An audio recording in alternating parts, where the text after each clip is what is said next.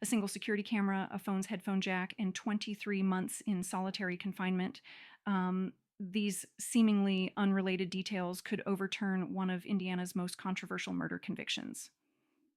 So we're looking at three major issues that could each independently warrant a new trial for Richard Allen.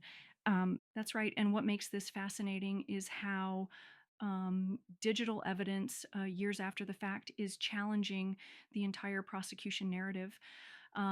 Let's start with what might be the most disturbing element. Allen was kept in solitary confinement for nearly 2 years before trial, allegedly leading to psychosis.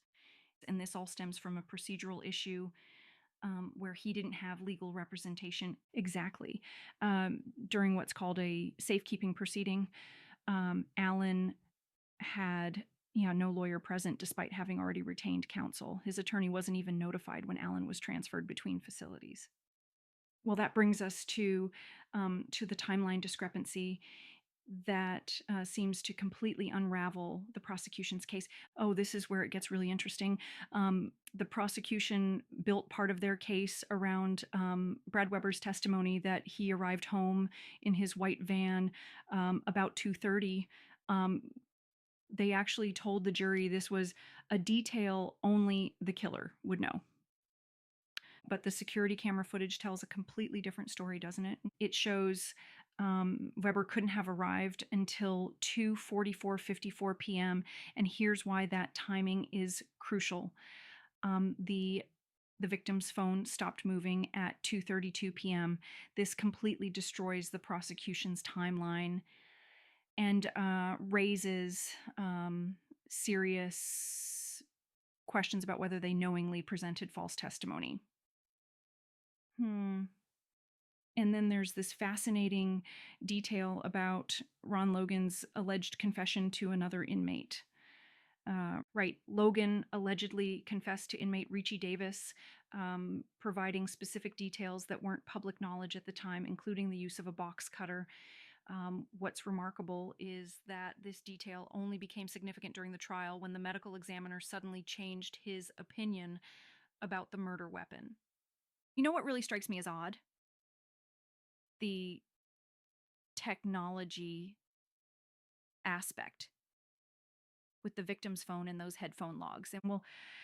And the prosecution tried to dismiss evidence showing someone plugged headphones into the phone hours after the murders, claiming it was caused by water or dirt damage.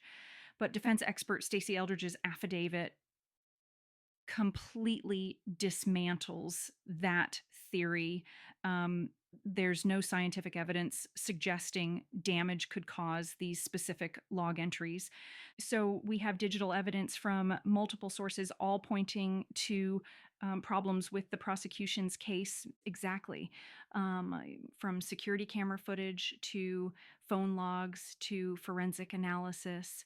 And what's particularly striking is how these pieces all work together. If someone was handling that phone at 5:44 p.m. and 10:32 p.m., it suggests either Allen wasn't the killer or he had help, neither of which matches the state's theory.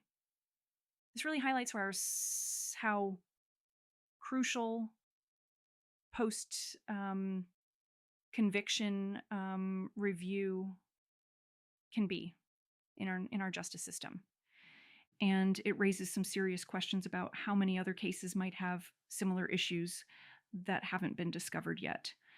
We're living in an age where there's more potential evidence than ever before, but it takes time and expertise to find and interpret it correctly.